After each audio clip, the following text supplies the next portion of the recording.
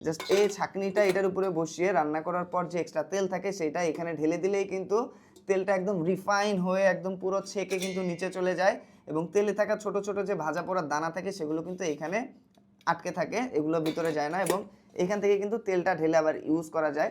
এবার কিন্তু China handmade oil filter jug নিয়ে এসেছি, কারণ এই জগগুলো যখন কেমিক্যাল পলিশড থাকে অথবা মেশিনে পলিশ করা হয় কেমিক্যাল দিয়ে, তখন কিন্তু যে তেলটা থাকে তেলটা যখন আমরা এগুলোতে রাখি তেলের সাথে কিন্তু ওই কেমিক্যালগুলোর একটা রিয়াকশন হওয়ার চান্স থাকে। তাই এবার কিন্তু পুরো China handmade oil filter jug নিয়ে এসেছি। তো রমজান মাসে কিন্তু এই জিনিসটা অনেক বেশি প্রয়োজন হয় আর এই জিনিসটা অনেক বেশি কাজেও লাগে, কারণ ইফতারিতে ভাজা পোড়া থেকে শুরু করে অনেক কিছু ফ্রাই করতে হয়, সেগুলোর জন্য কিন্তু অনেক তেল লাগে, তেলগুলো নষ্ট হয়ে যায় পরে, সেটা কিন্তু আর নষ্ট হবে না, এখানে রাখতে পারবেন। উপরে খুব সুন্দর একটা ঢাকনা দেওয়া আছে এবং নিচে রাখার জন্য কিন্তু একটা ট্রে সিস্টেম দেওয়া আছে, যার ফলে আপনি কিচেনে যে জায়গায় রাখেন না কেন ওই জায়গায় কিন্তু তেল পড়বে না।